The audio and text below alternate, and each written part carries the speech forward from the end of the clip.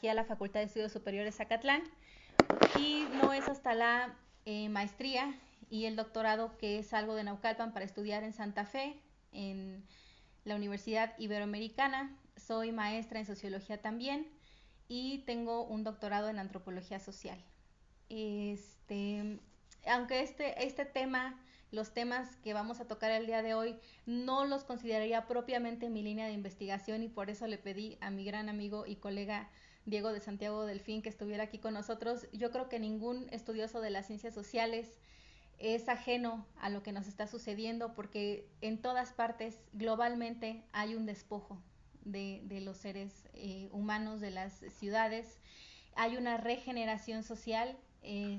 Ahorita voy a hablar un poquito del plan de desarrollo urbano y ya Diego abordará más lo que está sucediendo a nivel global, a nivel estatal, a nivel nacional, a nivel estatal y a nivel municipal.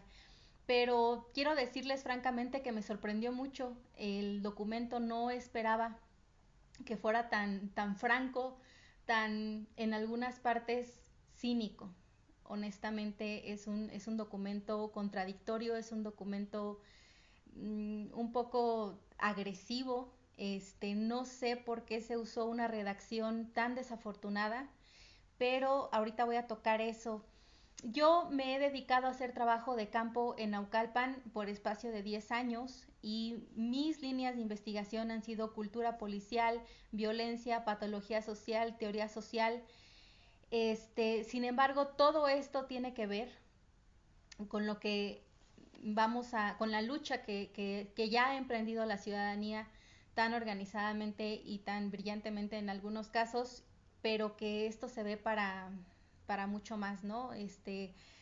Pues han habido muchas voces que desde sus trincheras han detallado los arquitectos, los ingenieros, los urbanistas, todas estas personas que lo han hecho, han expuesto su inconformidad, han redactado documentos en varios COPASIS, en varias asociaciones de colonos están recabando también documentos para firmar en contra.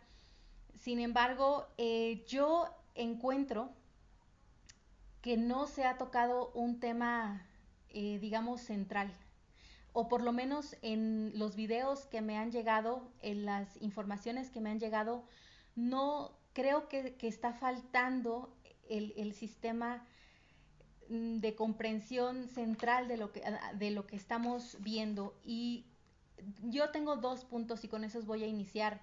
Uno, que este plan es un plan de expulsión masiva. No es un plan para los que ya residimos aquí. Por eso no hace sentido.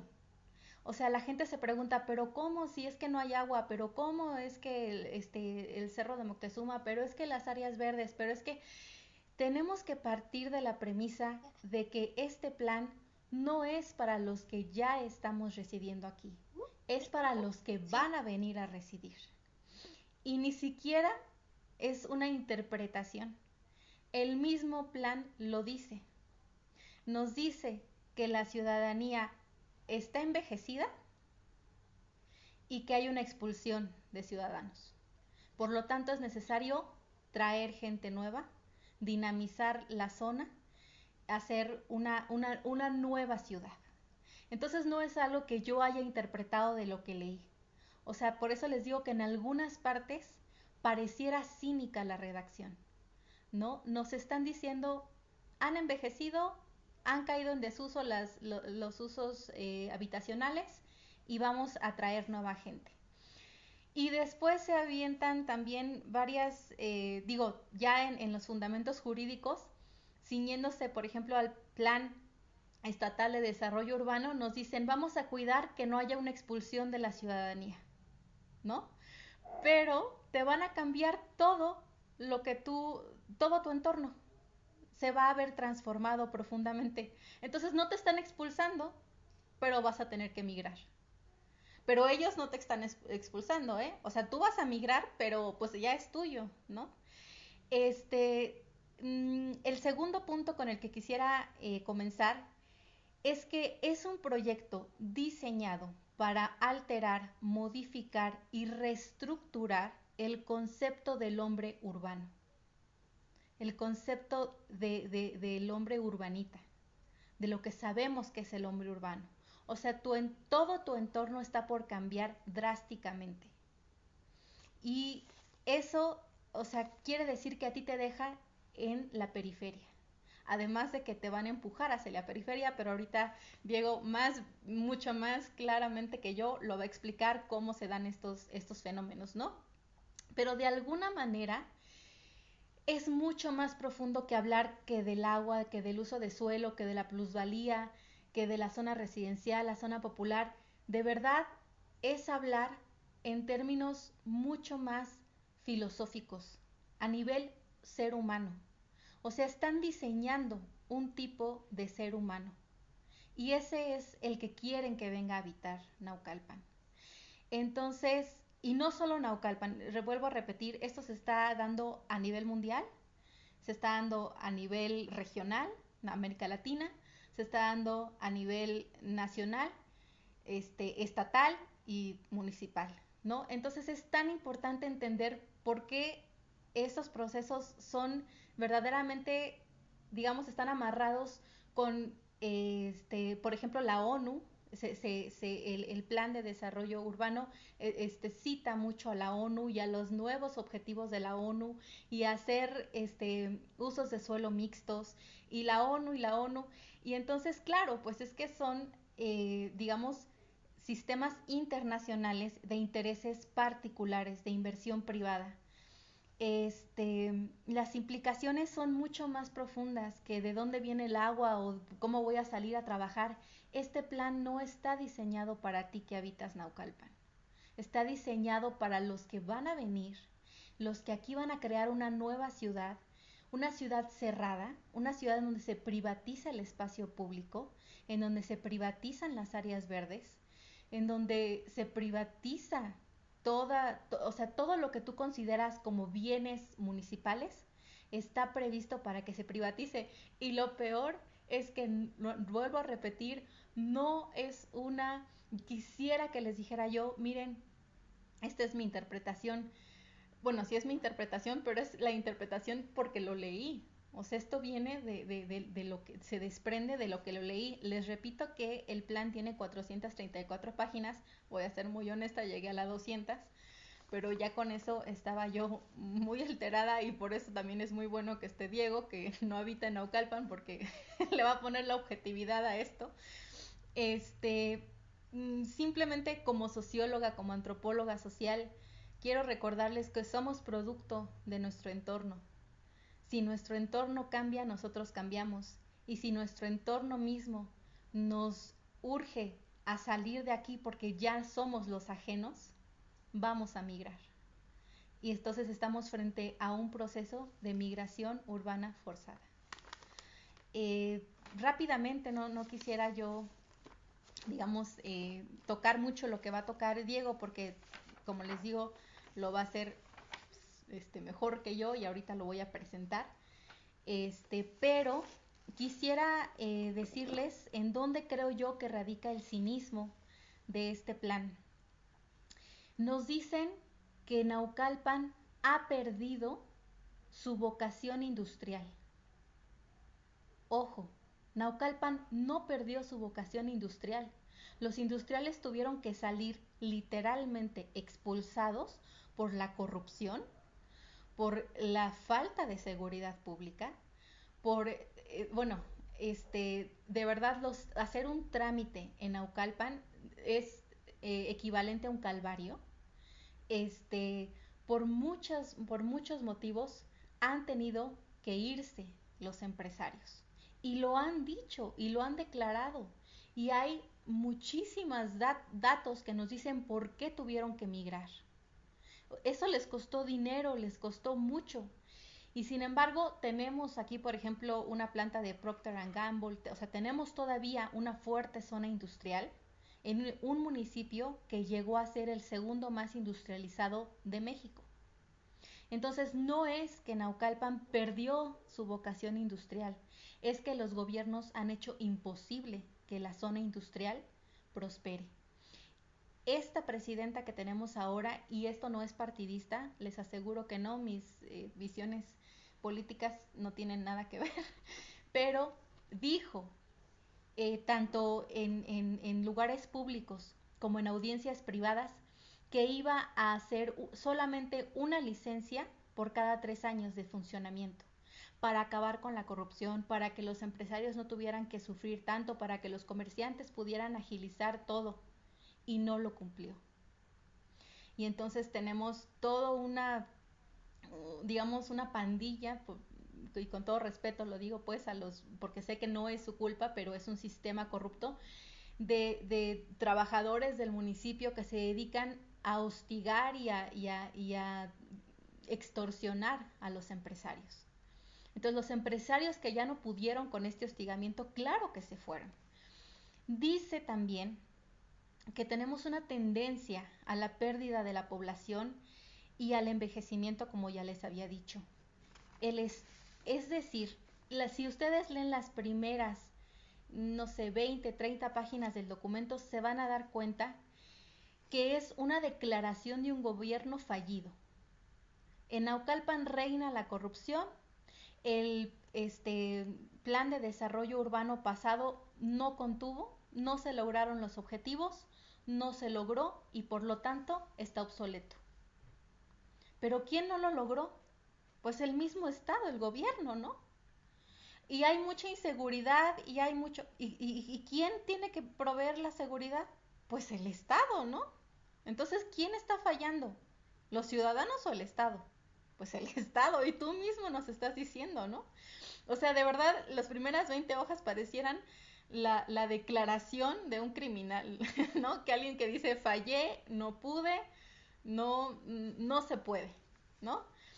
No pudimos con la corrupción, no pudimos. Entonces, me parece súper interesante también que dicen algo así como, queremos migrar hacia una ciudad más objetiva y científicamente medible. Y para los que nos dedicamos a las ciencias sociales sabemos la perversidad que son esas palabras. La perversidad que quiere decir la modernidad. La modernidad en realidad es la conquista de un grupo poderoso sobre otro para desplazarlo e imponer sobre él sus ideales. Esa es la modernidad y siempre ha sido la misma. Para que se den una idea, la modernidad comenzó con la conquista de la Nueva España, bueno, del Nuevo Mundo, ¿no? O sea, esa es la modernidad. Entonces, leyendo, o sea, vuelvo a repetir, este es un punto de vista socioantropológico. Sé que habrá muchos arquitectos que puedan explicarnos mucho mejor los planos, ¿no? Pero desde la sociología, desde la antropología, de verdad que este es un documento que incluso lo quiero usar para mis clases de sociedad y patología. Más adelante nos dice, empiezan con las palabras, ¿no? Vamos a ser innovadores, vamos con las tendencias internacionales, estamos, ya no estamos, digamos, como una ciudad modelo, hemos sido rebasados, la gente se está yendo. ¿Por qué se está yendo la gente? ¿Será porque hay secuestros, porque hay falta de seguridad pública, porque los servicios públicos están en decadencia?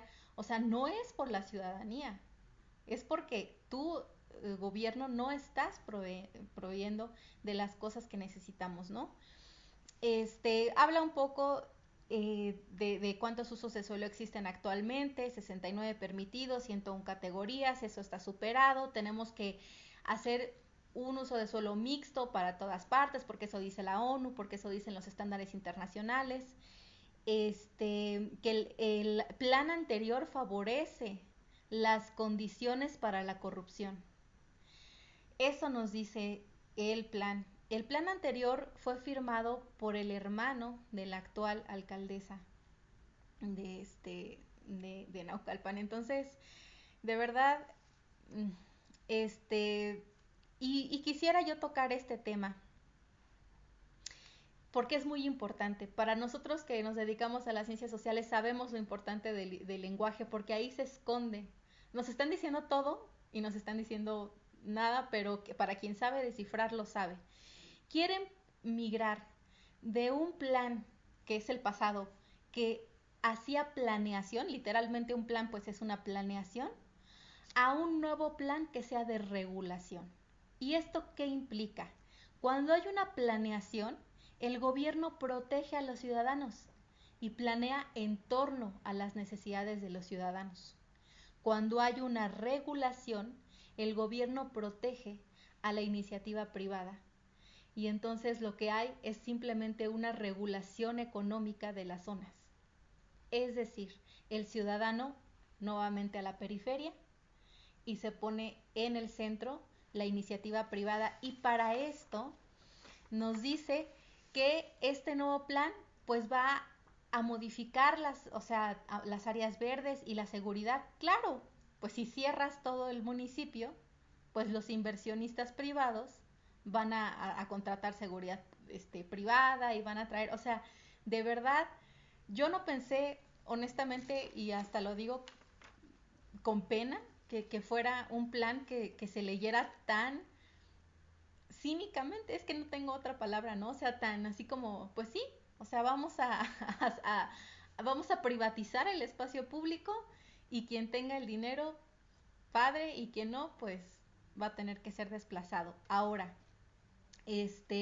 quisiera leerles una joya que me encontré ahí por la página 20, o sea, está al inicio, porque ya sabían que iba a haber una reticencia de los ciudadanos, ¿no? Y entonces en este párrafo un poco dicen, un poco lo dicen, pero con esas palabras. Al igual que en el pasado, esta es una cita textual, al igual que en el pasado, el proceso de elaboración y aprobación de un nuevo plan estará sometido a la visión y postura de grupos sociales y la misma población naucalpense ante los cambios que conlleva el ejercicio de planeación urbana municipal. No sorprenderá hallar en la actualidad zonas y colonias que se opongan al cambio con argumentos que evocan instrumentos de planeación del siglo pasado, o bien una percepción de saturación que alienta posturas de estatización del desarrollo urbano municipal. Del mismo modo, la visión y postura de las instancias gubernamentales municipales hacia nuevas políticas, instrumentos y esquemas ahí hay un error porque supongo que querían poner de planificación del desarrollo urbano, provocando un ambiente reacio al crecimiento de la zona urbana o incluso la reactivación de zonas con procesos de declinación urbana. O sea, si le cacharon, somos unos atrasados, ¿ok? Estamos defendiéndonos con políticas del siglo pasado. Estamos rebasados, ¿cómo nos atrevemos? Casi, casi, ¿no? O sea, no, hay un libro en antropología que se llama Nunca fuimos modernos y ahorita me recordó ese título, ¿no? O sea, ya estamos más para allá, ¿no? O sea, ya no comprendemos. Y después, empieza toda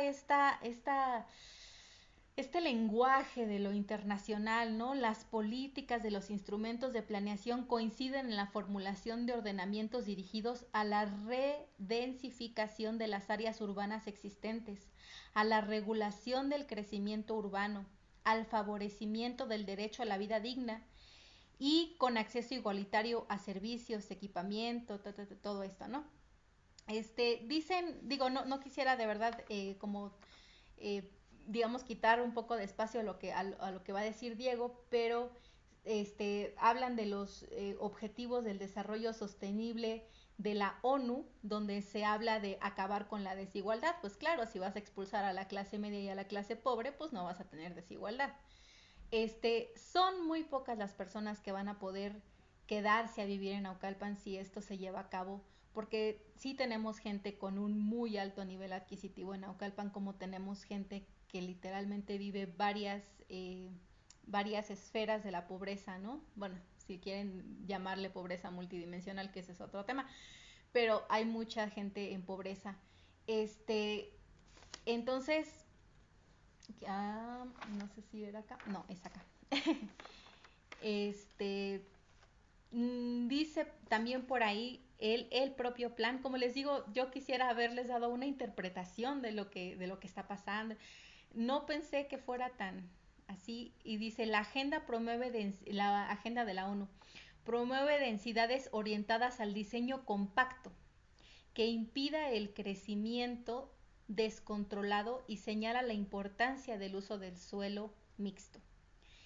Se quiere reducir las necesidades de viaje y nuevamente sale a colación, bueno, pero si yo trabajo en el DF y vivo aquí, pero ¿cómo voy a reducir? Es que no eres tú el objeto de este plan. O sea, si tú ahorita estás pensando que tú eres el objeto del plan, pues no. Tú eres, de hecho, digamos, la parte que quieren expulsar para que esto se lleve a cabo.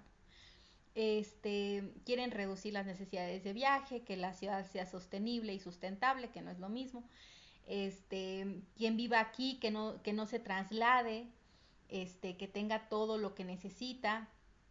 Y claro que, bueno, se ha hablado mucho, yo soy testigo desde bebé de cómo se ha defendido el Cerro de Moctezuma férreamente por mi madre y que es una de las defensoras y por otras personas. Y claro que se dice, se habla del Cerro de Moctezuma, se dice, bueno, es que no todo realmente está protegido, realmente hay mucha basura, encontramos que, entonces, hasta donde yo logré entender, hasta donde mi comprensión me dio, sí hay un plan para, de hecho, digamos, partir en dos el Cerro de Moctezuma y hacer una vialidad.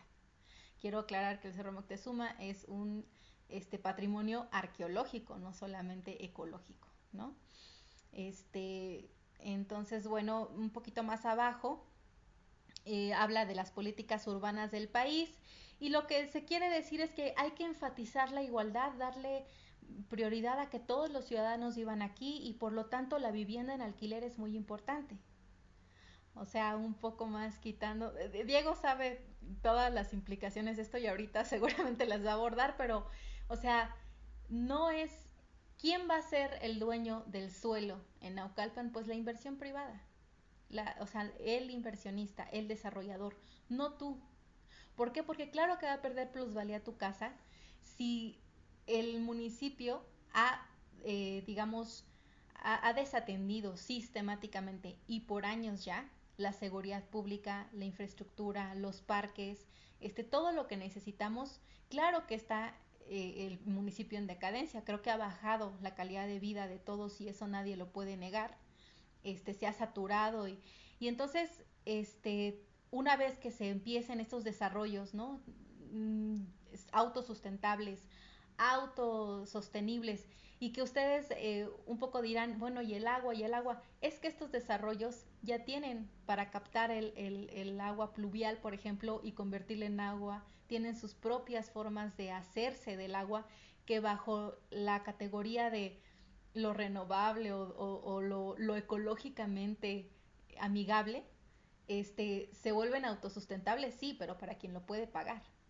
Entonces, quien se aferra a tener su casa, a tener su vivienda, pues obviamente esa vivienda va a caer en valor porque ya no tiene todo lo que tiene un edificio inteligente. Ya no tiene estas áreas urbanas, rooftop, ¿cómo le llaman esto? Roof, green, o roof, sí, se me olvidó cómo se llama, pero todo esto, ¿no? Bueno, Roof garden, ¿no? Roof garden, gracias, se me olvidó. Este, entonces, pues son palabras muy perversas, no quisiera como... del plan de desarrollo estatal urbano, bueno, se habla un poco de la ocupación intensiva, o sea, de que esos son los proyectos, la ocupación intensiva del suelo urbano mediante el reciclamiento y la regeneración de zonas deterioradas. ¿Quién ha deteriorado las zonas? Pues el gobierno, ¿no? Porque yo he visto campañas y no solo campañas, sino batallas campales que han llevado los copacis y las asociaciones de colonos para defender sus colonias y sin embargo muchos de ellos no logran sus objetivos completamente y entonces claro que se necesita mucho, ¿no? El aprovechamiento del suelo con usos, bueno, todo esto que ya les había dicho, la mitigación de la especulación, la recuperación del incremento del valor de la propiedad generado por la consolidación y el crecimiento urbano. Es decir, sí va a haber una mayor plusvalía, pero no para ti que ya tienes tu casa, sino para el inversionista, que va a regenerar el espacio público, que va a redistribuir el espacio público, que lo va a privatizar. Y entonces, claro, o sea, en Satélite, en Lomas Verdes, en San Mateo, en las Américas, podrá vivir una persona que a lo mejor no podía comprar una casa, pero sí la puede rentar. Entonces, esta es la idea de la igualdad. Paga toda la vida, ¿no? Entonces, no seas dueño de donde estás, sino paga y vives en una zona mejor para los que no tenían acceso a ella. Este, y terminan increíblemente diciendo, este es el plan de desarrollo estatal. La disminución de la corrupción mediante la mejora regulatoria y la integración de mecanismos de transparencia y rendición de cuentas del gasto público. Ajá, ¿quién es el corrupto? El gobierno. O sea, no son los ciudadanos. O sea, ¿quién tendría que regular la corrupción? Pues el gobierno. No tendríamos nosotros los ciudadanos que redistribuir todo o sea, cambiar todo para que la corrupción mejorara. Además, este gobierno estatal, y nuevamente esto no es partidista, de verdad que no lo es, pero no ha cambiado, digamos, el color del gobierno en el Estado de México. Entonces, deberían de poder controlar esto. Y solo les voy a compartir, a ver si puedo, porque yo con estas cosas, ¿cómo se compara? Ah, compartir pantalla, ya lo encontré. Nada más que ahora tengo que, aquí está. Ok, con esto termino, digamos, esta primera participación.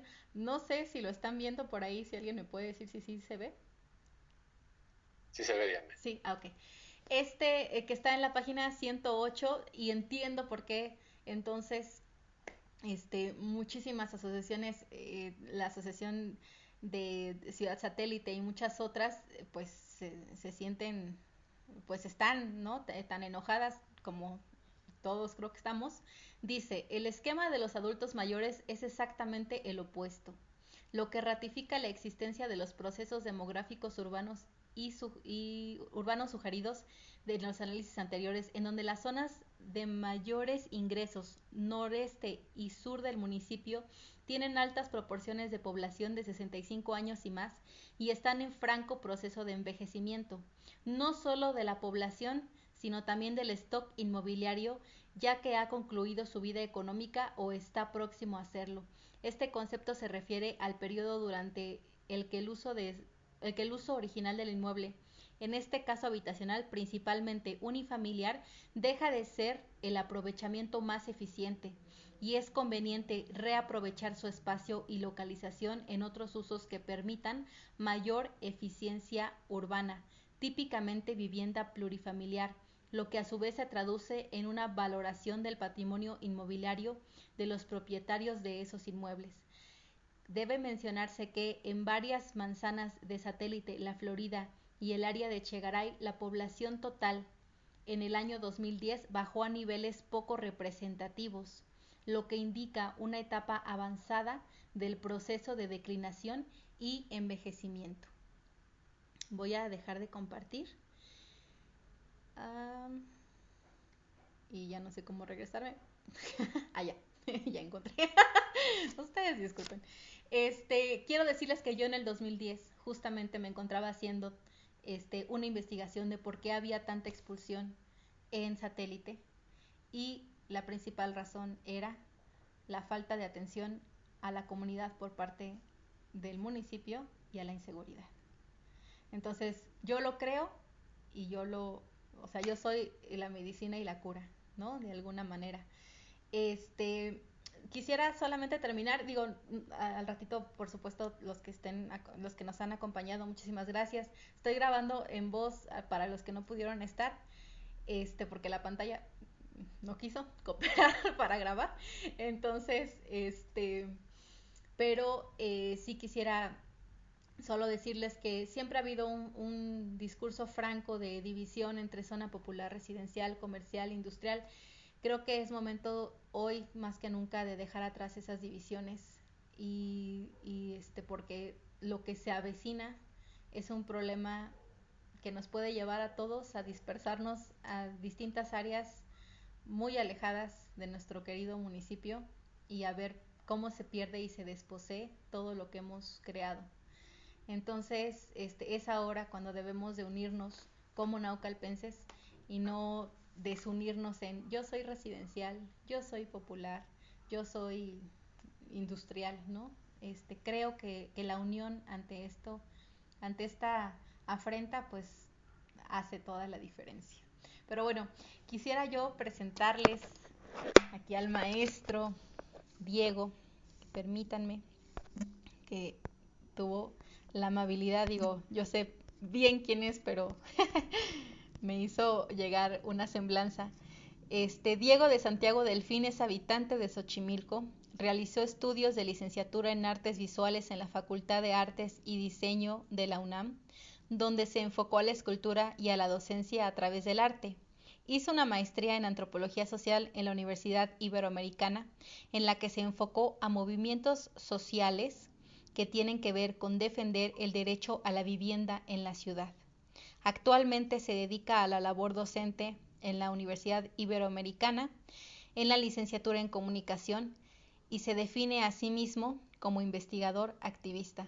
Y le agradezco muchísimo que esté aquí porque pues yo también soy docente en la Ibero, nada más que en psicología, ya tengo 5 añitos allá, y los dos estamos en proceso de evaluación de todos los grupos que tenemos, pero se tomó su momento para estar aquí, entonces muchísimas gracias, les cedo la palabra.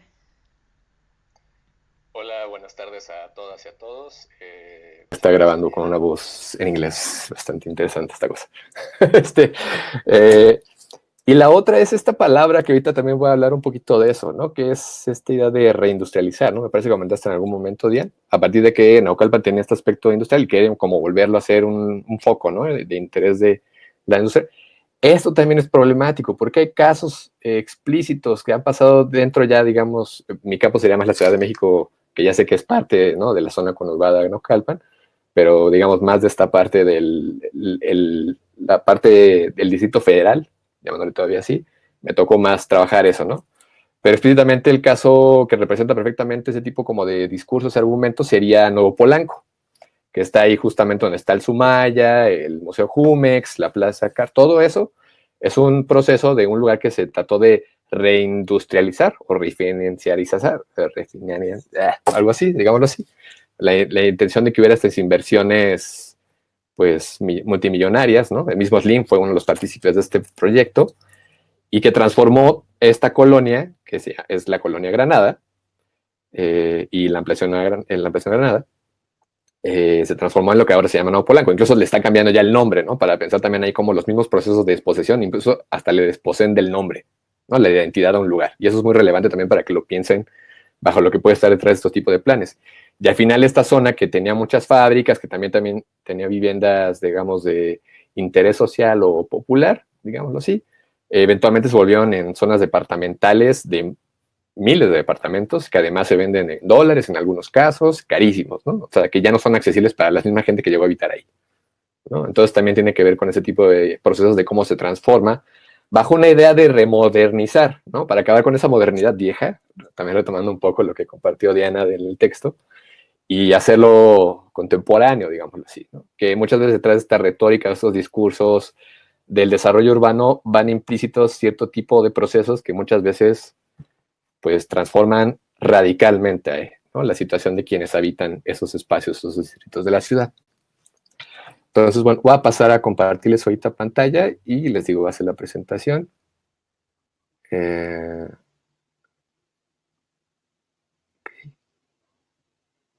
Déjenme ver rapidísimo también para entenderle esta cosa. Ahí ya está. Me avisan, por favor. Me parece que ahí ya está empezando a compartir. ¿Ya está compartiendo? ¿Ya? Nos estamos viendo a nosotros mismos, sí. Ah, bueno, pero ya, o sea, es perfecto. Bueno, entonces está esta presentación. Ahí todavía se ve, ¿verdad? Sí, ya. Perfecto, perfecto. Es que como le hice pantalla completa. Ok, ¿no? Tienes que ver con esta idea de la disposición del hábitat, ¿no? Del lugar donde habitamos, ¿no? Todos aquellos que integramos algún espacio de la ciudad, algún territorio, ¿no? Es un fenómeno, les digo, no solo urbano propiamente dicho, ya también se puede hallar en espacios incluso rurales, pero en particular o más, digamos, una forma más explícita se ve en las ciudades. Y lleva a hablar de esto, justamente estos conceptos, ¿no? De especulación y gentrificación que eventualmente llevan a esta especie de iceberg de los proyectos de reurbanización o remodernización de cualquier lugar, ¿no? Que lo más explícito que podemos ver o lo más evidente es, pues sí, el aumento de costos, pero detrás de eso es no solo el dinero, ¿no? Al final hay otras cosas que terminamos pagando todos aquellos que de repente nos toca estos cambios, ¿no? Incluso aunque luego haya buenas intenciones, muy lamentablemente va a haber algunas personas que se van a aprovechar de ciertos vacíos legales y van a hacer cosas en detrimento de quienes habitamos determinados lugares. Entonces justo es, por un lado, digamos, estos dos conceptos que sería la especulación inmobiliaria y por otro la gentrificación.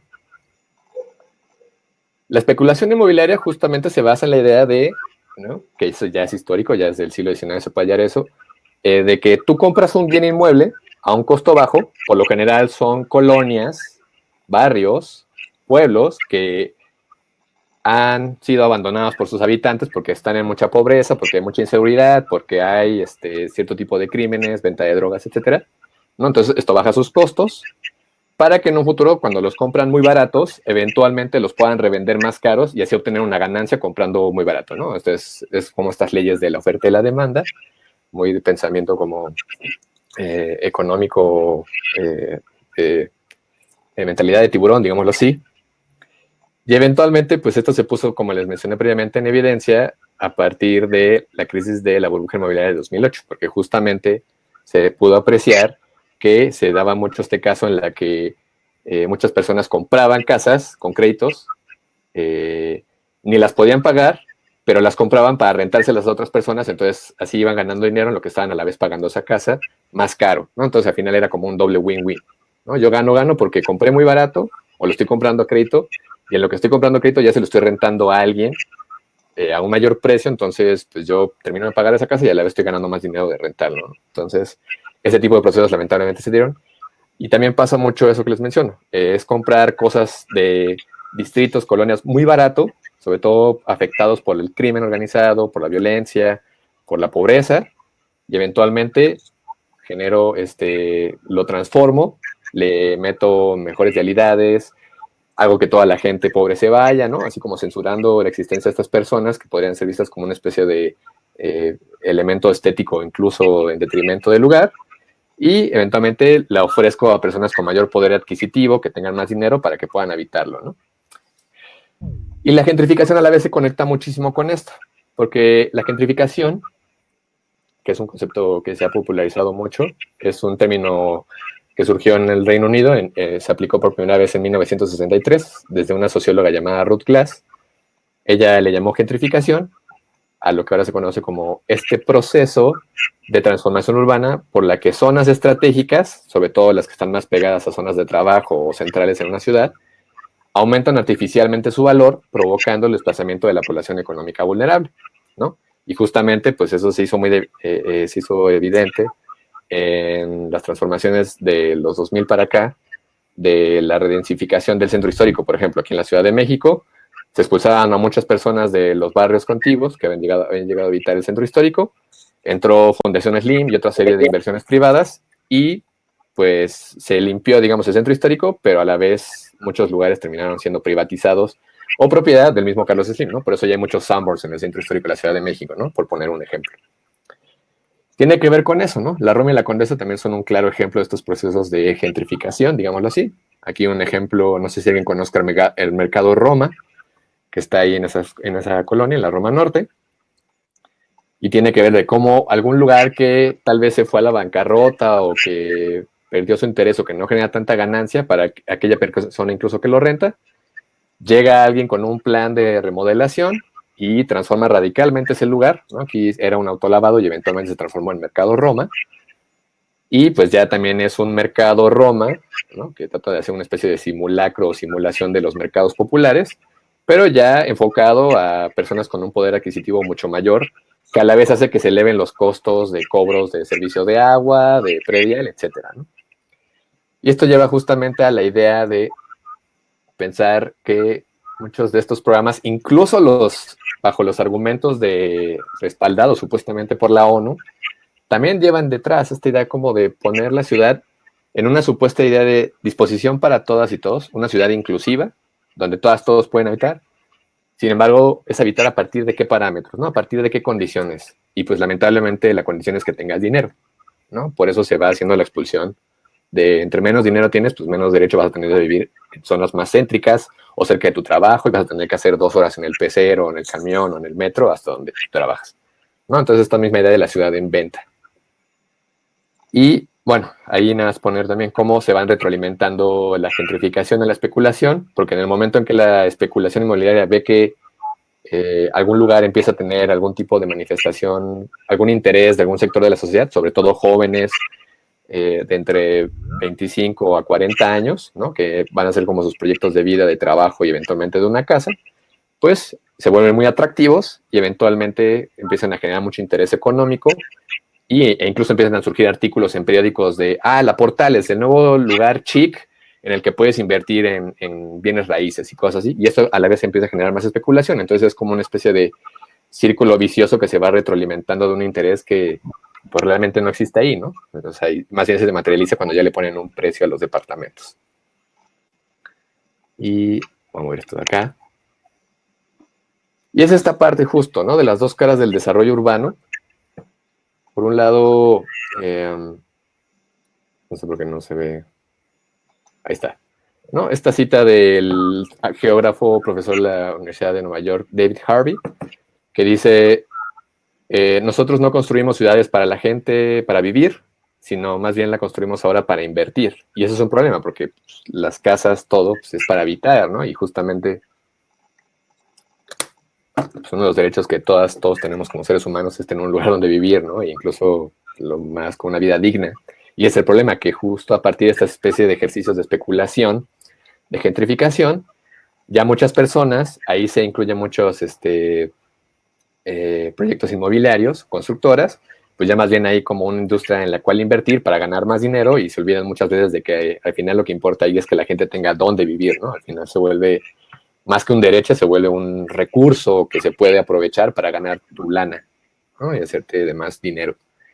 Entonces, por un lado, tenemos esta parte muy linda que por lo general nos ofrece de ahí vamos a tener un nuevo, ahorita como uno de los más clásicos, un nuevo centro comercial que va a traernos negocios, va a generar empleo, va a ser un nuevo lugar de esparcimiento, que también hay que cuestionarnos por qué los centros comerciales son un lugar de esparcimiento y no los parques de otros lugares también, o no del mismo porcentaje, o del mismo valor.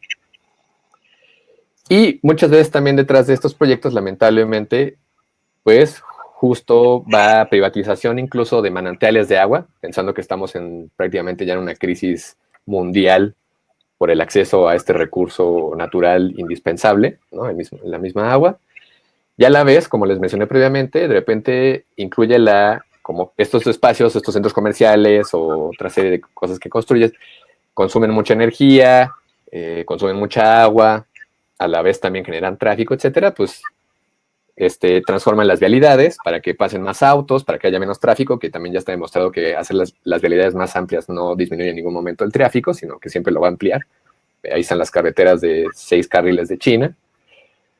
Y a la vez pues el agua se va a acabar, la electricidad, pues también como están pagando cierta cantidad, a ti también eventualmente la CFE o la respectiva empresa de electricidad que les toque, pues también va a ampliar los costos, ¿no? De cobro, porque es lo que están pagando en cierto lugar.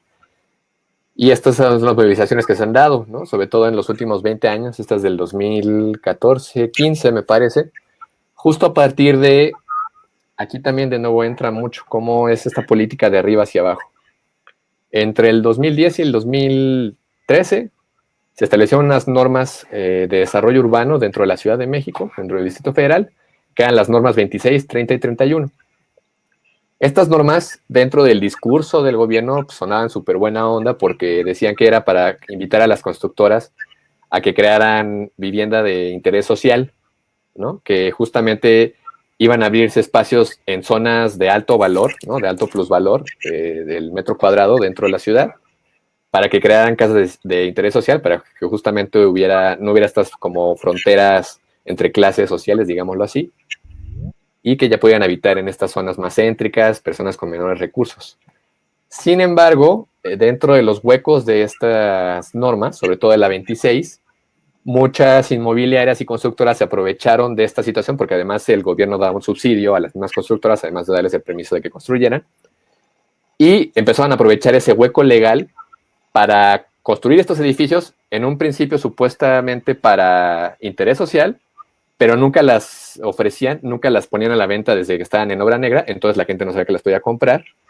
Y ya cuando estaban terminadas, ya las ponían en venta, y justamente en ese momento, pues ya a partir de la misma, digamos, la organización de la norma, ya podían ellos venderlos no necesariamente a una clase social que requeriría una casa de interés social, sino ya podían venderlo como departamentos de lujo. Entonces, al final, era un doble win-win de nuevo, ¿no? En ese caso de las inmobiliarias y las constructoras, porque pudieron construir en una zona cara, con apoyos del gobierno para que hiciera una construcción supuestamente para interés social, pero al final terminaron vendiéndosela muy cara a personas que tienen más recursos que esas personas a las que supuestamente debía enfocarse. Esto causó mucha controversia y fue denunciada por diferentes medios de comunicación, ¿no? Sobre todo Sopitas y otra serie de activistas que hicieron hasta videos, y al final lograron frenarle y que se congelara, ¿no? La 26, y que eventualmente trataron de hacerlo la 30 y la 31, pero ahí quedó como parada, ¿no? Para que ya dejara de afectarse, porque justo aumentó muchísimo esta serie de procesos de construcción dentro de la Ciudad de México. Ay, aquí ya le puse sin querer esto. Y tiene que ver con esto, justo, ¿no? De cómo está esta especie de dos caras, ¿no? De existe la usurpación del espacio público o del interés del derecho a la vivienda, y la usurpación del espacio público que sí se vale o que sí se permite, ¿no? Y esas son las dos caras también que se ve muchas veces del desarrollo urbano, ¿no? En esta especie como de, no, pero es que te pusimos un centro comercial, ya tienes más cosas, pero es que el centro comercial hizo que me subieran todos los precios, entonces, pues sí gané un centro comercial, pero perdí porque ahora tengo que pagar más dinero de todos mis servicios básicos que antes no pagaba, ¿no? Y justo lleva a cuestionarnos de quién y dónde se puede habitar, ¿no? Cómo se da la posibilidad de que podamos habitar en la misma ciudad y en ciertos lugares. Y tiene que ver con esto, ¿no? Los efectos de la inflación de precios a partir de la especulación por el atractivo de vivir en determinado lugar genera que haya un aumento de los costos del metro cuadrado, pero también de servicios básicos como el agua, la luz y el mismo predial. Esto eventualmente lleva a la elevación de costos. Esta elevación de costos lleva eventualmente a dificultar la posibilidad del pago de los servicios de aquellos que vivían ahí, ¿no? Y que pagaban cierta cantidad cada año, y eventualmente, pues como ya no pueden pagarlo, se van a la bancarrota, de repente hacen una hipoteca, etcétera, etcétera, se tienen que ir o tienen que vender para conseguirse algo más barato en una zona pues más barata, o en la periferia, que sería por lo general donde se van, y de repente llegan personas que tienen mayor poder adquisitivo, ¿no? Más dinero, y pues eventualmente son los que empiezan a residir en estos lugares que antes habitaban otras personas. Y justamente de esta serie de fenómenos y situaciones se desprenden las movilizaciones por el derecho al habitar o la ciudad, y de mantener o defender la identidad de los barrios, colonias y vecindarios.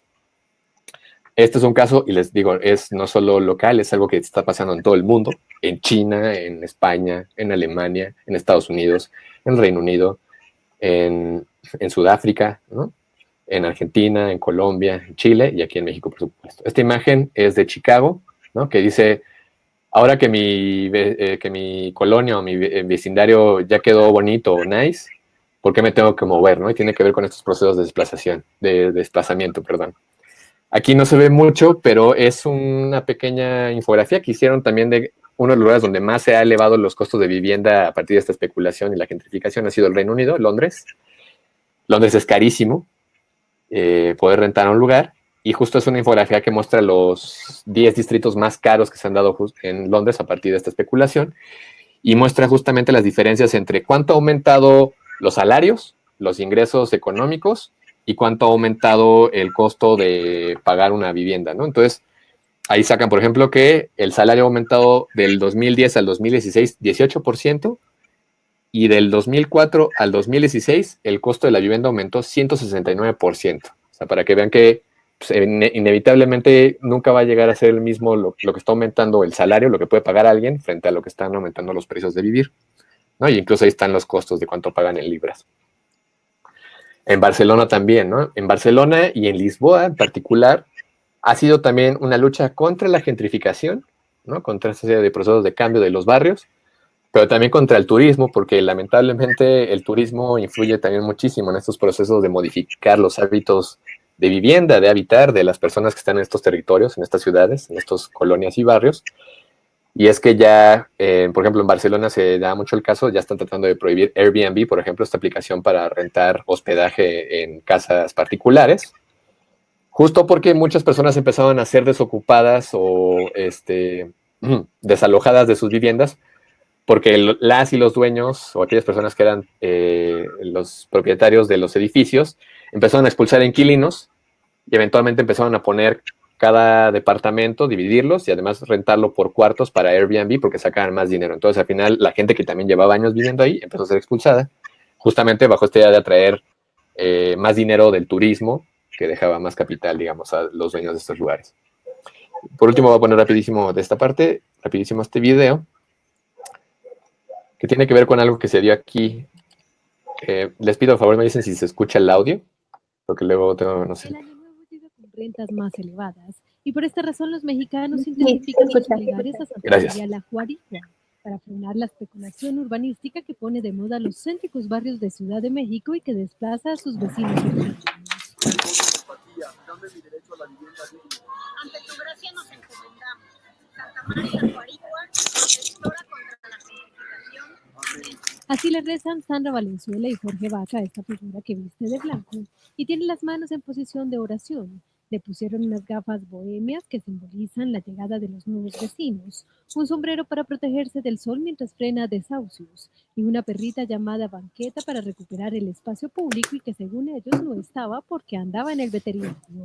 Santa María la Juaricua fue expuesta en el año 2016 en casa de Valenzuela en un altar con vistas a la calle y la respuesta por parte de los vecinos fue tan positiva que se llegaron a organizar peregrinaciones de centenares de personas.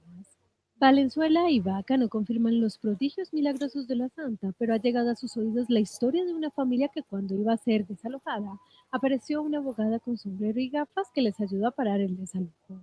Creencias y rezos es lo que se ve en México en este nuevo 2018.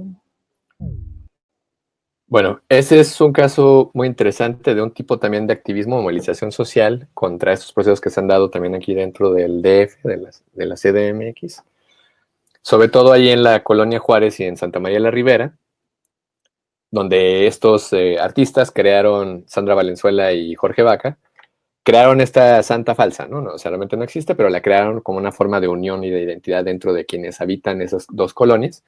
Santa María la Juarica viene de Santa María la Ribera y la Juárez, y se volvió como una especie de estandarte en el cual se unieron las y los vecinos, los habitantes de estas colonias, de estos, pues, estas colonias, para luchar contra estos desplazamientos, porque muchas personas estaban siendo desalojadas, sobre todo en la Juárez, se vio de forma muy particular cómo muchas personas de repente tuvieron que abandonar sus edificios porque propietarios los querían remodelar para dividirlos a la mitad, para que fueran 2 departamentos y poder sacar más dinero con nuevos inquilinos, ¿no? Entonces también tiene que ver con esos procesos de quién puede vivir y quién no en determinado lugar. Y justo, ¿no? Ya lleva a adentrarnos a partir de estas como serie de conceptos básicos e ideas. Está esta idea del mismo iceberg, de las implicaciones de la especulación inmobiliaria, este fenómeno, ¿no? Del desplazamiento y la exposición del hábitat. El obvio, el más clásico que siempre se va a ver en un principio, pues sí, tiene que ver con los aumentos de costos, ¿no? ¿Cuánto cuesta habitar? Entonces, por un lado, están ahí estos reportes justo de 2008, esto supongo que ya tendrá más conocimiento urbanistas y arquitectos, pero de 2008 a 2018 los precios de la vivienda en la Ciudad de México se elevaron un 56% frente al 36% del resto del país. Que yo creo que ahí en el Estado de México también no está tan dispar este porcentaje, ¿no? Sobre todo en zonas tan apegadas, ¿no? Como conurbadas como Naucalpan, por ejemplo. Y de 2013 a 2018, o sea, en 5 años, prácticamente se duplicó ese mismo valor, ¿no? De la vivienda, del costo de vivir. Y como había mencionado previamente, esto queda muy arriba del aumento de los salarios y los ingresos de las personas que tienen, ¿no? De clases sociales bajas, medias y altas, ¿no? Igual va jalando ahí medio parejo hasta cierto punto. De 2008 a 2018, digamos ese mismo periodo de tiempo, el salario mínimo aumentó de 75.96 pesos a 88.14, ¿no? Eso es extraído de la Comisión Nacional del Salario Mínimo. Lo que equivale a un aumento del 16 al 17% de incremento, que obviamente, pues, viendo que uno aumentó 56 y otro 16, 17%, pues obviamente ahí queda bastante diferente. E incluso el año pasado, que hubo este incremento histórico del salario mínimo en un 20%, el mismo salario mínimo, para que ya cubriera la canasta básica, sigue estando por debajo de los costos de la vivienda, ¿no? Del poder pagar una renta y pues ya ni hablar de querer comprar, ¿no? Que tiene que ver también con los créditos hipotecarios, etc. De ahí de nuevo tiene que ver con lo que compartieron en su momento estos artistas activistas de Santa María la Juarica. Jorge Vaca, en nuestras entrevistas, señala que en 5 años, del 2012 al 2017, pasó de pagar 325 pesos de predial a 1,825 por bimestre, para que vean cómo se va transformando tal cual, incluso desde la parte monetaria, ¿no? En primer momento. Aquí hay esta es una captura de pantalla que hice. Hay un artículo en internet que se llama El barrio es de quien lo trabaja, que narra las historias de los habitantes, las y los habitantes de La Juárez. Y ahí esta mujer, Alicia Córdoba, menciona, ¿no? Cómo que le da mucha tristeza el tener que irse porque ahí ha pasado gran parte de su vida y nunca pensó que se tendría que ir, ¿no? En estas entrevistas que le hicieron. Ella, habitante de la calle Liverpool, en la colonia Juárez. Otro artículo que recomiendo mucho, igual al final pensaba ponérselos ahí en el chat para quien quiera consultarlos. Este es un reportaje del New York Times, su filial en México, que hizo justamente de los habitantes del pueblo de Santa Fe, ahí junto a pues, ya la zona urbanizada, empresarial y financiera de Santa Fe, que todavía está el pueblo y que tienen bastantes luchas también por esto, que se llama Los Últimos Campesinos de Santa Fe y cuenta la historia de esta familia que vive al lado del puente Octavio Paz. ¿Sí es Octavio Paz? Sí. Siguen cultivando la milpa, pero prácticamente ya no pueden dedicarse a cultivar la milpa porque les han aumentado el costo del predial inmensamente, porque ya junto a ellos, al otro lado, con este muro que es este puente inmenso, pues ya hay edificios de lujo que costaron millones de dólares también, y pues obviamente a ellos les aumentan en cierta medida también su predial en sumas que no pueden pagar. Entonces eventualmente también van a tener que venderlo e irse, o pues ver de qué manera. Hasta el momento me parece que ya tienen una deuda de 150,000 pesos, ¿no? Nada más de cosas que no han podido pagar de predial y todo eso en años. Aquí otro ejemplo que tiene que ver también con Santa Fe, pero no es la única que ha pasado, es la coordinación de la cooperativa, de Palo Alto, que también es una pequeña colonia que está ahí en Santa Fe, entre el edificio del Pantalón, y son habitantes que llegaron desde la década de los 30, justamente cuando todavía estaban el bosque de eucaliptos y que estaban las minas de arena. Prácticamente muchos eran migrantes de Michoacán y llegaron a habitar allá a Santa Fe porque trabajaban en las minas de arena y también en el tiradero de basura, ¿no? Que era Santa Fe. Hasta que hizo el proyecto inmobiliario desde los 80s y se empezó a hacer de los 90s. Y ahora es uno de los lugares donde el metro cuadrado es prácticamente pues, carísimo, ¿no? También venden en dólares. Y han tratado de desplazar a estos vecinos, justamente han tratado de quitarlos, dijeron que ya se tenían que ir porque ya no existían las minas, ellos no quisieron. Han recibido muchísimas intimidaciones por diferentes grupos, sobre todo grupos inversionistas que quieren comprar ese terreno para construir otros edificios, y ellos no se dejan, ¿no? Las y los habitantes de Palo Alto no se dejan. Sin embargo, también sigue habiendo problemas internos ahí de que hay unos que quieren vender y otros que no, porque al final, como es una coordinadora de vivienda que se organizó desde los 70s, pues la idea ahí es que todos parejo no se vayan para que, o sea, que tiene que ser que todos lleguen a un acuerdo. Y pues justamente están muchos intereses ahí, ¿no? Incluso les han llegado a ofrecer hasta, me parece, 500,000 pesos por metro cuadrado y no quieren. Y es que es muy válido también esa parte, ¿no? Que haya personas que no quieran irse del lugar que habitan y no necesariamente en un factor económico, también una parte identitaria de asumir que ahí viviste y que ahí quieres seguir viviendo pues, más tiempo, ¿no? Y tus descendientes, tus hijos, tus hijas también, ¿no? Y también es muy importante eso. Y a la vez ha sido un problema porque en un primer momento, en los 90s, cuando ya estaba construyéndose, también les empezaron a aumentar los costos de los servicios, ¿no? De predial, etcétera. Sin embargo, cuando ya pudieron notificar que pues, eran un tipo de vivienda colectivo que se había creado desde los 30s y eventualmente los 70s, pues ya se les dejó que pudieran pagar un una serie de sumas diferentes, ¿no? Al resto.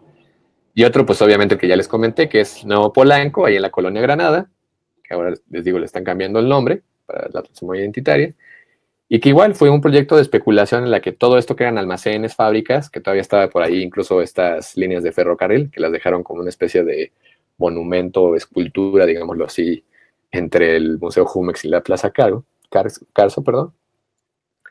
Pues también, ¿no? De repente de ser fábricas, se transformaron en departamentos, miles de departamentos, edificios súper altos, donde también hay empresas, ¿no? Están estos museos, han aparecido todos estos centros comerciales, y pues sí, muy padre que ya haya centros comerciales, etcétera, e incluso museos, digamos, en esta parte cultural, pero ya también aumentó muchísimo el tráfico, además hay un aumento, justamente porque hay muchos centros financieros ahí, pues la población flotante, entonces a la vez la población flotante hace que haya cierto tipo de consumos, llegan nuevas empresas de alimentos que desplazan a antiguas empresas, entonces eso hace que aumenten obviamente también los precios. Y de nuevo vamos a hacer mucho hincapié en que no es solo el dinero, no solo es lo económico. Ahorita les acabo de presentar esta parte económica que se hace ahí presente. Sin embargo, conectando con esta parte que les mencionaba al último de Nuevo Polanco, el tráfico no solo una parte del tiempo es dinero, el tráfico también es calidad de vida, ¿no? El tiempo de ir a un lugar, el tiempo de estar atorado en tráfico para llegar a tu casa, aunque estés a 3 cuadras. E incluso también ahí entra, por ejemplo, el ruido, ¿no? La contaminación sonora, también cómo influye en nuestros estilos y calidad de vida. Y es por eso que me gusta hacer mucho hincapié en el carácter holístico del urbano, ¿no? Que el urbano no solo es la construcción de un edificio, de una avenida y la ciudad y me desplazo por este lugar, ¿no? Lo urbano nos atraviesa en todos los sentidos, ¿no? Bajo la idea de no solo los recursos para vivir, sino también otros recursos que me gusta llamarle como el alimento del alma.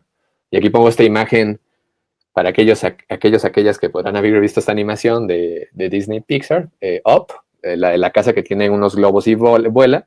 Pues justamente en esa película se retrata también ese tipo de casos, ¿no? Esta casita de este señor que tiene toda una identidad, una memoria que tiene este espacio y que eventualmente a los lados de esta construyen edificios inmensos que tanto transformaron radicalmente el vecindario, la colonia, etcétera, pero incluso también una cosa tan sencilla como que ya no les dé el sol, ¿no? Piensen mucho en el paisaje, que cómo se nos va limitando el derecho a poder contemplar cierto tipo de paisajes, ¿no? Ver las montañas, ver los volcanes, ver el sol, ver la puesta del sol. Eso también es una forma de afectarnos en nuestra propia forma de habitar la ciudad. Entonces, es necesario darse cuenta de que la transformación del espacio urbano no solo es algo económico y monetario. Lo urbano atraviesa todo aspecto humano del vivir, que va desde los recursos básicos para la subsistencia, ¿no? El agua misma es súper importante, los alimentos, etcétera, así como aquello que alimenta el alma, ¿no? De forma colectiva y particular. O sea, sí, yo me gusta mucho hacer hincapié en que no solo de pan vive el ser humano, sino que también necesitamos otro tipo de alimentos, ¿no? No solo la comida y el agua, el pan, digamos también el poder disfrutar de otro tipo de cosas que nos ofrece la vida. Entonces aquí un caso que pasó, por ejemplo, de nuevo Oasis Coyoacán. Este caso me gusta mucho porque justo puso de manifiesto de nuevo estas políticas de arriba, impuestos de arriba hacia abajo, sin una concesión con las y los habitantes de determinados lugares. No sé si alguien lo conozca, pero este centro comercial, este mall, que está ahí en la esquina de Miguel Ángel de Quevedo y Universidad en Coyoacán, pues fue un proyecto que se empezó a construir entre el 2011 y el 2013 y pues causó mucha controversia porque pues era un terreno que en su momento fue un autocinema y luego ya alguien le encontró el interés ahí y desarrollaron todo este centro comercial. Generó mucha controversia porque realmente no había una justificación para construir un nuevo centro comercial, porque también hay una serie de estudios que muestran que los centros comerciales tienen que tener un estudio de si es realmente necesario ponerlos, cuando viendo la oferta de centros comerciales, ¿no? Y tiene que ser una oferta alrededor de 5 kilómetros, y Coyoacán está saturadísimo de centros comerciales, hasta Plaza Universidad, Altavista también, hay varias por ahí, justamente en esa zona de Coyoacán. Sin embargo, la construyeron de todas formas. Además, parece que también la construyeron sobre otro manantial, ¿no? Otro lugar que tiene agua en el subsuelo. Y además, uno de los principales problemas que se vio ahí fue, y aquí pongo esta imagen justamente de un camión y una de las entradas al estacionamiento de la plaza comercial. Eso es sobre universidad, porque no se consideró los análisis de impacto digamos, social y de tráfico que iba a haber ahí. Entonces, una zona que por sí antes de que existiera el centro comercial ya tenía bastante tráfico porque ya hay una base de camiones, además hay una salida de metro, y además hay un centro comercial enfrente donde está un Walmart, y además hay unas librerías ahí junto, etcétera, etcétera. No se consideró eso y la plaza lo construyó y justamente pues los centros comerciales, como cualquier tipo de espacio público de recreación, etcétera, y de comercio, pues generan tráfico, más tráfico. Entonces al final esto generó muchísimo más tráfico en este cruce que realmente ya tenía bastantes problemas en cuanto al tiempo que se hacía para cruzar eso. Y ahorita ya era tanto un tráfico de vehículos como de personas, ¿no? De flujo de personas. Y esto muchas veces en otras partes del mundo, sobre todo se ha visto, por ejemplo, en Alemania, en Países Bajos y en Canadá, cuando se llegan a estos casos, se obliga a que la inversión privada, a que los plazas comerciales construyan una parte de la terminal del metro abajo o que hagan un tipo de canal para redistribuir este flujo de personas y de vehículos afuera. Sin embargo, en este caso a Oasis pues, no le gustó esa idea y iba a ser como un costo más que no querían asumir y se comprometieron en cambio a hacer un estacionamiento más grande, lo cual, repito, ya se está más que demostrado que en ningún momento tanto ampliar carriles de autos en avenidas como ampliar estacionamientos en ningún momento disminuye la cantidad de autos, sino hace que más bien la gente quiera ir más en auto o quiera utilizar más carriles en determinados lugares. Entonces, en este caso, justamente lo que ven los vecinos ahí es que afectó muchísimo el flujo, ¿no? Al final, también el estrés de que estés ahí en un semáforo y no puedas cruzar porque hay una cola inmensa, también nos afecta directamente. Otro es el mismo que ya se había comentado, el del paisaje. O sea, pensemos también en qué cosa nos llegó a gustar, enamorar en su momento del lugar donde habitamos, ¿no? De la casa que elegimos para vivir, el departamento que elegimos para vivir, qué vistas, que si nos gusta que el amanecer o tal lugar se ponga a cierto lado. Y tiene que ver también con muchos de estos procesos no consideran el derecho también a poder ver, ¿no? A poder vivir de un paisaje, disfrutarlo, o a que tu casa, tu departamento no esté congelando porque le da sombra prácticamente todos los días del año porque hay un edificio de prácticamente 900 departamentos frente a tu casa que te tapa, ¿no? Que acaban de construir. Y eso se dio también, por ejemplo, creo que fue en el 2015, me parece, en el 2016, esto que se dio con 2017, con Big Run y Ciudad Universitaria de la UNAM, justamente porque esta cadena o esta empresa constructora Big Run de departamentos se dedica a hacer estos mega complejos departamentales inmensos. Personalmente a mí no me gustan, pero más allá de eso, de la parte estética, los construyen de una manera, o sea, aglomeraciones tan grandes que hay unos planes sobre universidad de construirlos y se les olvidó que la misma universidad, Ciudad Universitaria, tiene esta idea como de áreas de contención, de distribución del espacio urbano para que se pueda contemplar pues la biblioteca central, toda la arquitectura que diseñó este lugar, la Ciudad Universitaria, y cualquier tipo de edificio que se vaya poniendo en el mismo paisaje va interfiriendo con este mismo lugar que es considerado patrimonio cultural de la humanidad, ¿no? Entonces al final también tiene que ver con cómo influye muchísimo esta construcción de edificios. No solo es en lo económico, incluso es en tu tiempo que vas en el tráfico, en tu paisaje y en el ruido también, ¿no? Eso también es muy, muy importante considerarlo cuando estas transformaciones de las avenidas, del flujo de personas que va a haber en donde tú vives, es bastante feo, ¿no? Vivir en un lugar. En mi caso yo he podido vivir en diferentes colonias de la Ciudad de México por diferentes circunstancias. Entonces he vivido tanto en Xochimilco como en Coyoacán, por el Papalote Museo del Niño, en la del Valle, en la Roma también, ¿no? En diferentes lugares. Y justo te das cuenta que sí importa muchísimo junto a qué avenida o qué calle, ¿no? Vives también, o incluso si vives cerca de una iglesia, por ejemplo, cuando hay misas o hay fiestas del pueblo, etcétera. Y tiene que ver mucho con unas investigaciones que hace una profesora de la Universidad Iberoamericana, que se llama Jimena de Gortari Yudlow, que ella hace análisis de cómo nos afecta directamente el sonido de la ciudad a los habitantes y cómo prácticamente estamos sobresaturados de tantos sonidos que sobrepasan los 85 decibeles, que debería ser como el rango límite de que ya no es contaminación sonora. Y eso afecta, ya está demostrado que afecta directamente tanto en la, ¿cómo se dice? En la presión arterial como en el mismo corazón, ¿no? En enfermedades relacionadas al corazón. Entonces, pues, considerar también ese tipo de detalles, ¿no? Cuando, por ejemplo, instalan un centro comercial o una serie de complejos de casas que va a haber tráfico para ingresar o que van a detener el flujo vehicular afuera de sus hogares. Y obviamente uno de los más importantes, que tiene que ver tanto con la identidad del lugar en el que habiten, como pues también ahorita que ya están haciendo esto en parte, que es esta idea de la construcción del tejido.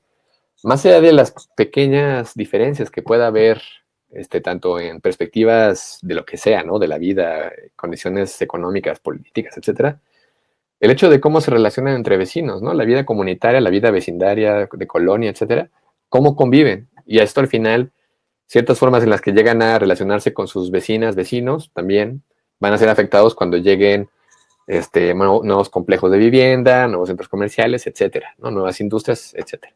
Al final también pues puede generar población flotante, que la población flotante, pues les digo, puede generar que se eleven costos de consumo, a la vez puede llevar a más crimen, ¿no? Porque hace que haya un flujo, haya ciertas personas que quieran ir ahí para abastecerse y hacer actos ilegales de robar, asaltar gente, etcétera, ¿no? También puede pasar ese tipo de casos. Y justo, a partir de eso es pensar muchísimo, ya para acabar, ahí les prometo acabar, esta parte como de, esto que están haciendo es muy importante, ¿no? La organización, les digo, como les decía al principio, me da gusto que ya estén organizando y repetir mucho lo que decía Diana, más allá de si son de zona industrial, de zona, digamos, pobre o de zona clase media, o lo que sea, organizarse, ¿no? Porque al final es como se van dando las luchas. En mi caso, pude acompañar a los movimientos con los que estuve trabajando en mis investigaciones, por ejemplo, a la asamblea de los pueblos, barrios y colonias y pedregales de Coyoacán, justamente porque ellos estaban luchando contra una inmobiliaria que se llama Quiero Casa, que estaba construyendo un complejo departamental sobre Avenida Aztecas, ahí también en Coyoacán, y pues el reclamo era porque es un Santo Domingo que está junto, hay varias de estas colonias que viven alrededor de este complejo, tienen problemas de agua y se descubrió que en este terreno había un manantial, un ojo de agua. Entonces, lo ideal era protegerlo para tener un nuevo lugar como de abastecimiento, pero también de cuidado para que justamente se evitara la falta de este recurso. Sin embargo, pues al final terminó construyendo ahí sus complejos departamentales y ha sido una lucha desde el 2016-17, prácticamente desde el 2015 más bien, hasta hoy en día siguen ahí en pie de lucha, porque en su momento los dejaron construir, en su momento lo pararon, en su momento lo han seguido construyendo, en su momento lo han parado. Ya ha sido ahí unas constantes luchas, pero sobre todo se ha dado gracias a que se han organizado vecinas y vecinos de todos estos barrios y colonias y pueblos, ¿no? Y ahí lo que hicieron, por ejemplo, en ese círculo que se ve ahí, era hacer una forma de organizarse y manifestar su disconfort, era hacer una escuela pública en la que todos compartían y se enseñaban cosas y discutían, ¿no? De forma como muy asamblearia. Aquí también lo que pasó con el tren interurbano, me parece, el que se iba a construir en el pueblo de Santa Fe, entre el 2014, sí, ¿no? Se organizaron las y los vecinos del pueblo de Santa Fe, ¿no? La zona ya que está abajo de toda la zona financiera, porque estaban en contra de que se construyera el edificio en su avenida. Entonces, al final, a partir de su organización, lograron frenar la construcción. Ahora tienen que hacerlo por otro lado. Y pues sí, lamentablemente va a costar más dinero para el Estado, pero también hay que fijarnos en lo importante que es que las y los pueblos se organicen cuando algo que no quieren no se haga. Y es importante respetar su decisión, porque también están considerando de qué manera les puede afectar, más allá de las cosas que le estén ofreciendo, ¿no? Como espejitos, digámoslo así. Aquí de nuevo es Santa María la Juarica, que siguen ahí desde el 2016, que crearon esta figura hasta hoy en día. Sigue muy presente, como les digo, como este símbolo de lucha de gente organizada, habitantes de la Juárez y de Santa María de la Ribera, para luchar en contra de la especulación y del desplazamiento. Y en este caso, esta fotografía es muy importante porque se ven estas mujeres otomís, que también muchas personas, grupos indígenas que habitan la Ciudad de México, en particular las que habitan la Roma y la Colonia Juárez, pues también les ha tocado ser desplazadas, ¿no? Ahorita hay una situación incluso de que hicieron una toma del INPI, ¿no? El Instituto Nacional de los Pueblos Indígenas, mujeres otomís, porque están reclamando esta serie de condiciones de desplazamiento y de limitación de sus posibilidades de habitar en algún lugar. Y ahorita, por último, estos ejemplos, mi barrio, digámoslo así, Xochimilco, que tiene que ver con varias luchas que se han dado ya en los últimos 12 años. Una fue contra la construcción de un chedraui que se construyó en un pueblo, aquí cercano a la Facultad de Artes justo, y las y los vecinos estaban en contra porque obviamente cuando llega a un centro comercial, esto también va a modificar los negocios de varias personas que habitan en esos lugares, que se dedicaban también al comercio, ¿no? Tenían sus propios, el mercado del tianguis. Y un centro comercial, un supermercado, pues también modifica esto y al final los deja sin fuente de empleo y de trabajo. Lamentablemente en el caso de Chedraui sí se impuso, sin embargo también hubo un caso de un Walmart que estaba tratando de construir atrás de la Deportiva Xochimilco, y ese afortunadamente se paró porque estaban construyéndolo junto a un vaso regulador de los canales de los manantiales que traemos de agua de la montaña de Xochimilco, del monte. Perdón. Y este ya es el más reciente, que es el igual de la coordinación que está organizando la coordinación de pueblos, barrios originarios y colonias de Xochimilco, en la que están luchando contra la creación de este puente vehicular en Cuemanco que va a destruir parte del canal, ¿no? Entonces están en contra del ecocidio y también tiene que ver con cómo se va a modificar. Por un lado está este discurso de sí, vamos a hacer que disminuya el tráfico construyendo un puente, pero por otro lado están destruyendo una cosa que ya es muy escasa en la ciudad, que es pues, los canales, ¿no? Porque al final también es muy importante señalar que Xochimilco, como vaso regulador del agua de la Ciudad de México, pues es uno de los últimos remanentes desde la era prehispánica, y es muy importante porque además de ser uno de los principales suministros de agua, no solo para Xochimilco, porque desde la construcción del Cárcamo, del sistema hídrico de la Ciudad de México, Xochimilco manda agua a la colonia Condesa y a la Polanco. Entonces, y ahorita, hoy en día Xochimilco también se está secando y se está quedando sin este recurso.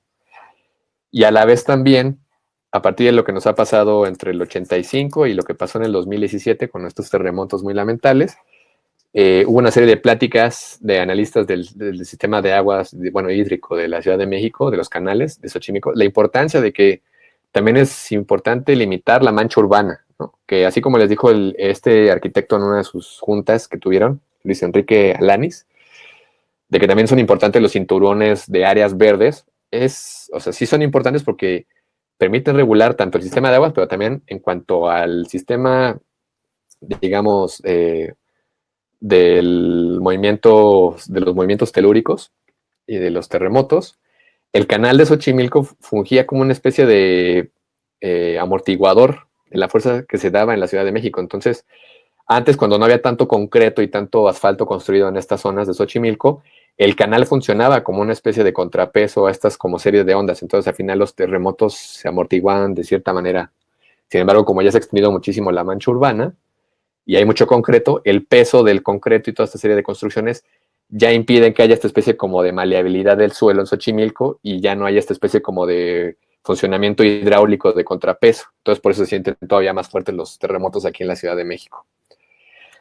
Y ya por último, para cerrar ahí, si ya me callo, una disculpa por alargarme bastante, es las recomendaciones, que se organice, ¿no? Hace mucho hincapié en lo que pude apreciar en todos estos movimientos. Digo, ya lo están haciendo, pero la organización entre colonos, entre habitantes, sin importar, como ya mencioné, de dónde sea, de qué zona, porque al final les afecta a todos. La segunda es, de nuevo, insistir en que se organicen, ¿no? Se pongan de acuerdo, que haya estos consensos entre ustedes. 3, hacer ruido, que es importante. Todas estas coordinaciones, asambleas de pueblos que quieren luchar contra esta serie de situaciones, como pudieron ver, hacen sus propios comunicados en redes sociales, sus propios videos, si tienen contactos en algún medio de comunicación, buscan entrevistas, si no, mandan cartas para que los entrevisten. La idea es hacer ruido para que también pues, funja como una especie de contrapeso contra estas decisiones que muchas veces se toman desde arriba. A la vez, en estos procesos de organización entre colonos, el hacer ruido obviamente requiere la distribución de tareas, sabiendas de que hay algunos de ustedes que sabrán más de derecho, de desarrollo urbano, en este caso de ciencias sociales, del mismo municipio, etcétera, ¿no? Cosas así, todo eso organizarse, ponerse de acuerdo en quién puede hacer ciertas tareas, a quién conocen también que los pueda asesorar, si tienen algún familiar, amigo, abogado o abogada, etcétera. A la vez crear redes de comunicación con otros movimientos. Ahí yo recomiendo mucho, justo como lo han hecho tanto la coordinación de Xochimilco como la Asamblea de los Pueblos de Culiacán y los de Santa María la Juarica. En su momento todos se han contactado y han sido parte de sus mismas asambleas, han hecho presencia en sus demostraciones, espacios públicos, etcétera. O sea, como también generar esta especie de redes de solidaridad entre movimientos de colonos. En ese caso me parece que ya hay diferentes zonas allá en el municipio. Únanse. Y pensar muchísimo, ¿no? Esta idea del consenso de qué quieren para su colonia o municipio, ¿no? El lugar en el que habitan. Delimitar, pues sí que sí les interesa, ¿no? Porque justamente en ese video que me compartió Diana del arquitecto Luis Enrique, vi que mencionaba, ¿no? Que en su momento tenían el plan de que hubiera una zona hospitalaria. Igual implica una inversión muy grande y cosas así. Sin embargo, si no es eso, ver qué otras cosas se pueden hacer que no necesariamente sea lo de esta transformación radical que se está imponiendo desde arriba. Y bueno, eso ya sería todo y ya me callo.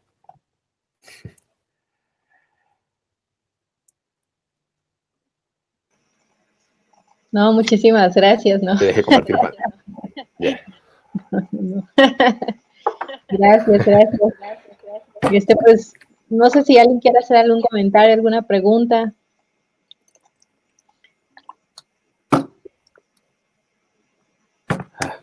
Se quedaron. Fue demasiada información.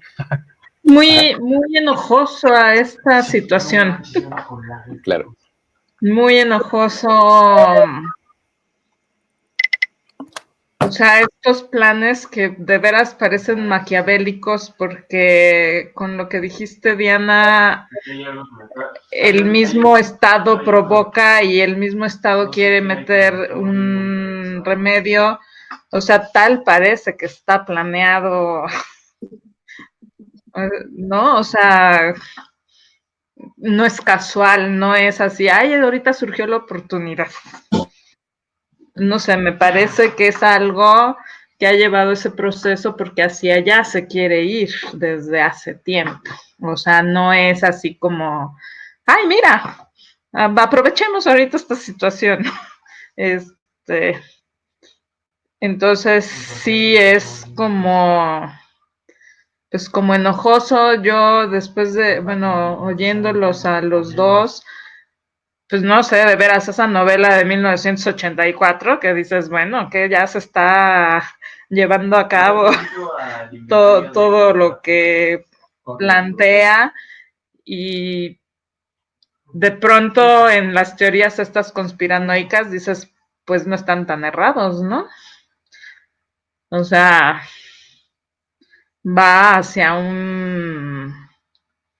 pues ese despojo, como dices, o sea, el que tenga, pues es el que va a poder vivir. Así es. Acá, sí, gracias. Yo quería comentar, después de escucharlos y de toda la información que a mí me llegó, me extraña que no se haya manifestado más en los medios, tanto en radio como en televisión. Y yo pienso que las asociaciones de aquí de Naucalpan son grandes. ¿Qué piensan ustedes que se necesite para hacer que estas asociaciones se dirijan a esos medios que comunican a toda la población, tanto de Naucalpan como del país?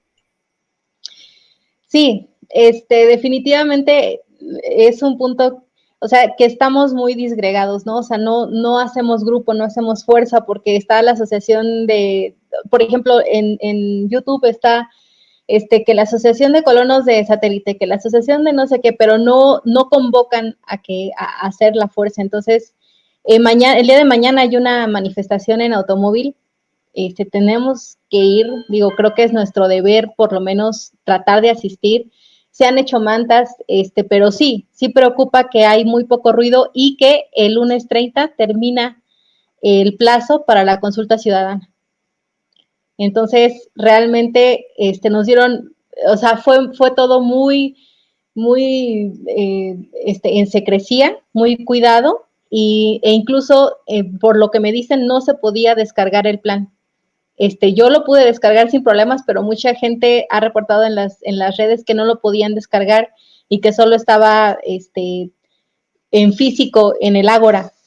Y hay mucha gente que no está saliendo, obviamente, porque además estamos en el marco de una crisis, una pandemia, ¿no? Entonces, pero yo creo que mañana tendríamos que ir todos. De todos modos, ahora, yo me puse a buscar en Twitter, como dices, están varias las asociaciones y todas separadas, pero tampoco hay comunicación ahí. Esporádicamente hay una noticia, y yo creo que si ya está en ese lugar físico, digamos, como Twitter, de cada asociación, yo creo que deberían hacer también más ruido. ¿Cómo podemos presionar? Por ejemplo, yo no puedo salir, pero sí estoy muy interesada. ¿Cómo hacer ruido? Yo, por ejemplo, de algo que pusieron de que estaban quitando las mantas, sí lo retuiteé, pero hasta ahí me quedé. Hasta ahí se quedó mi participación. Sí, eso, digo, tenemos que organizar. Bueno, Diego es más experto en redes sociales que yo, tiene mucho más. No sé, Diego, ¿tú qué piensas?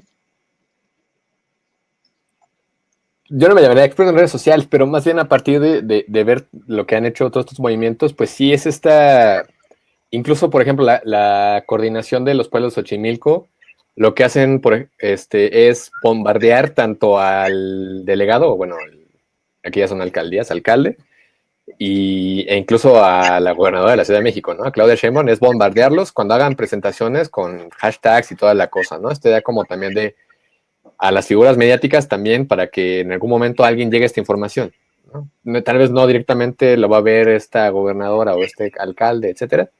Sin embargo, otras personas que siguen esto, pues se van a informar. Y es, por un lado, este balance entre, pues sí, la difusión de información online y en lo que se va también en lo offline, porque no todo el mundo ve redes sociales necesariamente. Entonces, también tratar de hacer un balance en de qué manera pueden hacer difundir la información en las redes sociales, en cualquier medio, pero también de qué manera pueden llegar como a poner en algún lugar, ¿no? Muy específico, muy puntuales, cosas para por lo menos incitar a informarse a la gente, porque esto es importante, ¿verdad? Que puedan leer eso que Diana ya estaba leyendo y cosas así. Por lo menos les voy a compartir el plan y les voy a compartir este video.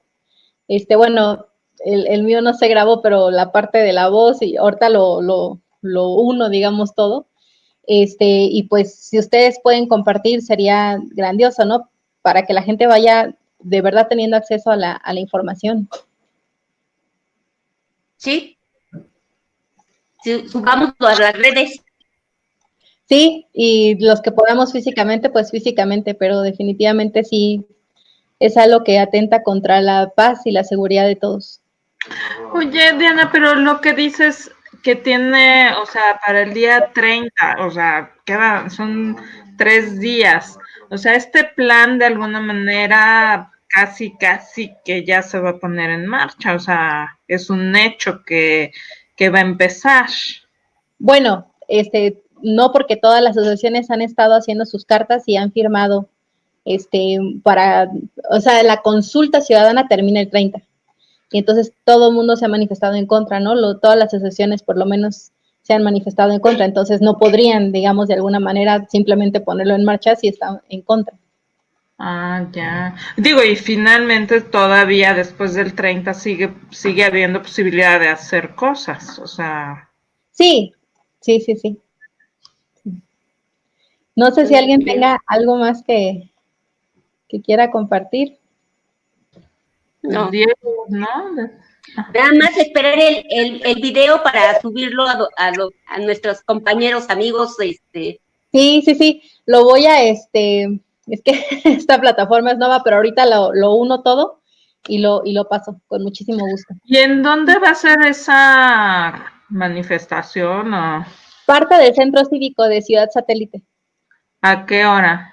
Es a las 10 de la mañana, me parece. Si no, les comparto ahorita también la convocatoria. Es a las 10 de la mañana. Uh-huh. ¿Sí? Bueno. Pues muchísimas gracias, Diego. Pues, de verdad, muy valiosa tu información y tu presentación, y pues la verán aquí todos, todos los que más se puedan en Naucalpan. Okay. Y te haré llegar tu reconocimiento, por parte de la... Pues ojalá sí les sirva lo que les compartí, igual pues más bien se sigan organizando, que es lo importante en estas cosas, ¿no? Y hacer ruido. Eso sí, ya te estaremos contando cómo vamos. Muchas gracias, bonita noche a todos, y ahorita en un ratito les envío todo. Okay, gracias. Bye. Gracias. Cuídense. Gracias, bye. Habían mencionado, ¿no? De la cuestión de la propiedad privada, de que iba a haber como expropiación.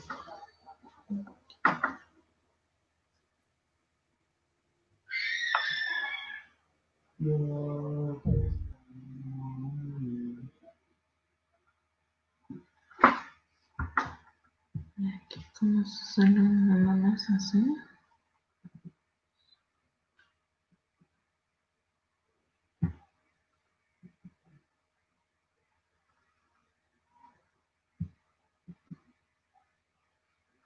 ¿Te sales? Ahí abajo en los 3 puntitos. ¿No dicen salir? Close, view, settings, mute, help. Acá arriba, en los 3 puntitos. No, esto es de Ese la es- máquina.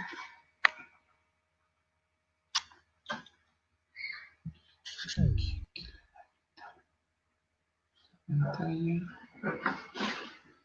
Red. Jitsi. ¿Qué pasó de una manifestación de qué o qué? ¿Cómo se sale de aquí? Security. Colgar.